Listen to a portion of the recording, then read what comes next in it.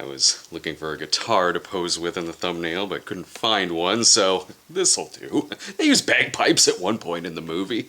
So Bill and Ted are back in Bill and Ted Face the Music, and it is a downright lovable film. Out of anyone. Is he playing hopscotch by himself? He looks miserable, dude. Dude, he's cheating.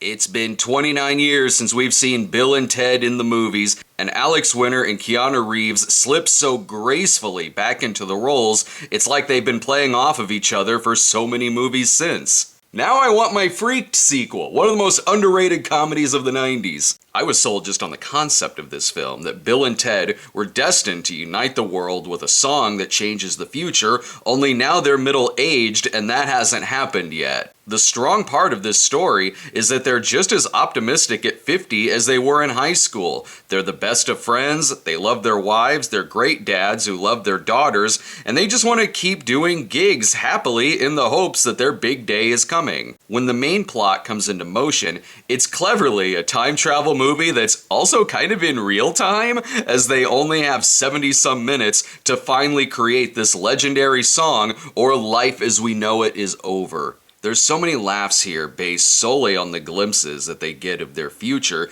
that gets funnier and funnier the more scenarios we see them in over decades. Even little lines that they have with each other that would be just random throwaway lines in the script get a huge laugh in their delivery alone. I love bits where they state the obvious, like, "It's the future, dude."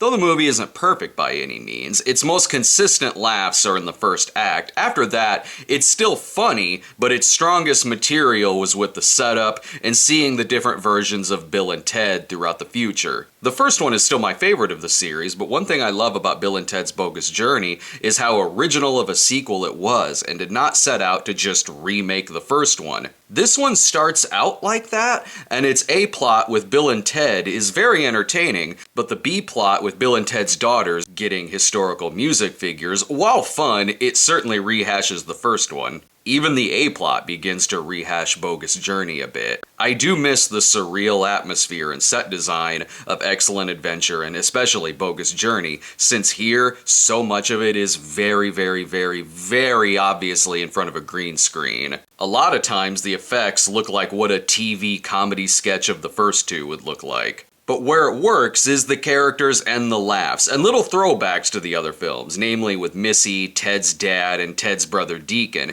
and the couple's therapy sessions with the princesses, and how much Bill and Ted have been attached at the hip for decades. Of course, Death gets a role in this, and they use him where he's needed, as opposed to just forcing him through the movie out of obligation. It's rare enough to have a comedy sequel that works, let alone two comedy sequels that work. This is certainly in the decades later genre of sequels like Dumb and Dumber 2 and Jay and Silent Bob Reboot, but it's a funnier movie than the former and a much, much tighter film than the latter. It's hard to not at least smile throughout a majority of this film. I give the movie a very happy B. We've got more reviews coming up soon, including for, oh my god, Tulsa, a movie I still can't believe I watched. Plus, we'll have Tenet coming up in a couple days as well. So subscribe to our channel at youtube.com/StonedGremlinProductions, and we'll see you next time.